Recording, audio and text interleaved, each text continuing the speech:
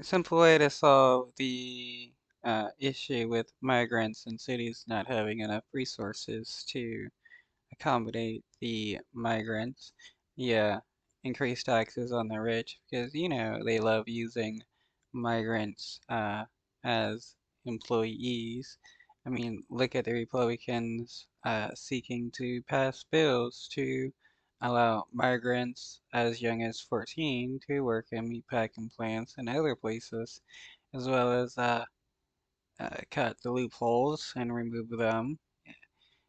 You then, cut the budget for the military and the police, and then boom, we have enough money to help migrants coming into the United States, as well as uh, American citizens in the United States, because both these groups could be helped at the same time. Tonight, New York City's mayor pushing back on criticism of a new $50 million program to hand out prepaid debit cards to migrant families. We need to dispel the rumor that we gave American Express cards to everyone. Adams insisting the prepaid cards would curb the cost of inefficient food distribution that has led to expensive food waste, potentially saving taxpayers roughly $7 million a year. Adding the cards can only be used for food and baby supplies with a limit of up to. Okay, if it's a food card that can only be used for food and baby supplies, well then, you know, a lot of right wingers should be in support of it because aren't they all about, helping moms and caring about kids and stuff? Well, I mean, if these kids are not being able to eat, that means they're going to die. So if they don't care about them dying of starvation, well, that just means that right wingers don't care about kids at all. Or or they're just saying they care only about certain kids, kids of a certain skin tone or nationality. $1,000 per month for a family of four. If this is successful, we're going to expand it even more. The pilot program drawing immediate criticism, including from rapper 50 Cent, who went on to social media to vent his frustration, writing, "Maybe Trump is the answer." I told Well, maybe Trump is the answer. Trump is the answer because Mayor Eric Adams wanted to help migrants by allowing them to afford food. That is crazy to come to such a conclusion. Like, everybody deserves to be able to eat. I don't care who you are. People need to eat. That's just a fact of life. I mean, a program like this should be expanded to everybody. Everybody in the United States should be able to uh, get a food card so that they can help afford food. And I mean, we should actually be implementing UBI, which will allow people to afford more bills and food and stuff like that, especially with how the cost of living is continually increasing. 50 Cent to hit me up. I would love to explain it to him. And over the weekend, Texas Governor Greg Abbott joining the choir of criticism while on Fox News, calling the program insanity. It may be the most reprehensible thing that I've seen take place over the past 48 hours. It's the latest. It's funny how right-wing Christians hate the idea of helping our neighbors and other nations. It's like, didn't Jesus tell you to help your neighbors? Doesn't the Bible say help strangers that come into your land? Because uh, others were strangers that came out of, well, because the Hebrews were strangers in Egypt, and God has said to treat strangers as if they were your own. Treat your neighbors as if they were your family. But right-wing Christians don't really hold up to that idea, and it is pretty wild, actually. I mean, honestly, it's just people.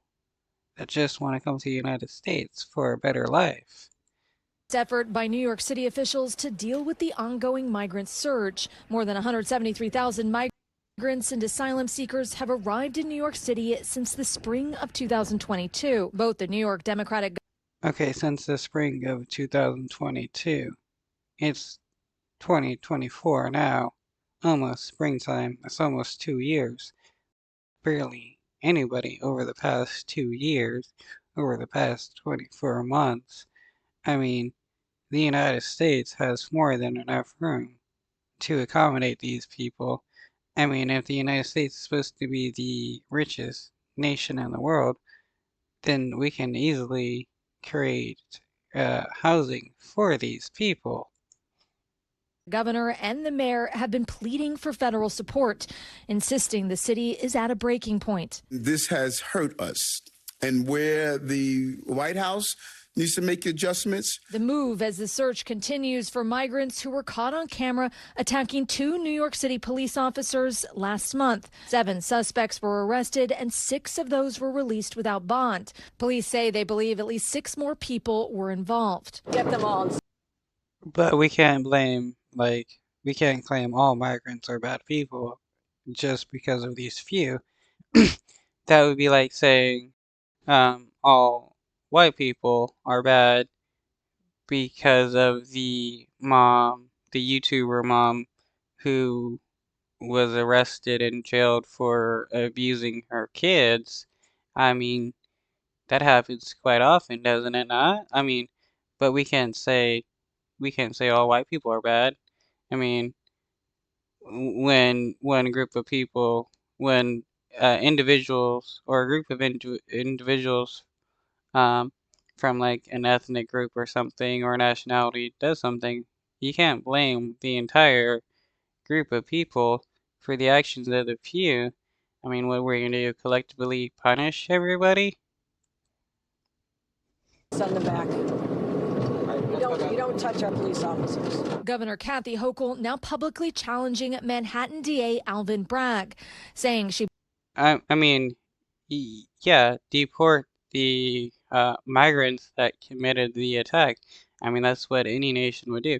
I mean, if you're and not like a full citizen and you commit a crime, you get punished, you get put in jail, and then after you serve your sentence, you get deported. You don't like collectively punish the entire group of people for the actions of a few. That's just insane. believes none of the migrants should have been released without bond. An assault on a police officer means that she should be sitting in jail. Bragg defending his decision while condemning the attack, saying he didn't request bail out of caution, adding he needed to send the right people to jail. The video is the start of the process, not the end.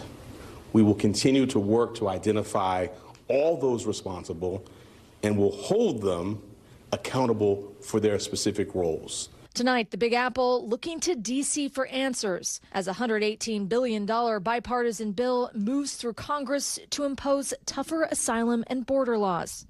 Well, only like a part of that is for the border, where like 60 billion is for Ukraine, 14 billion for the Israeli government, and the rest is for the border. But this immigration bill may be dead on arrival. Earlier today, we were hearing from Governor Hochul. She was calling on New York's congressional delegation to support that bipartisan border deal. She's saying it's, quote, the most significant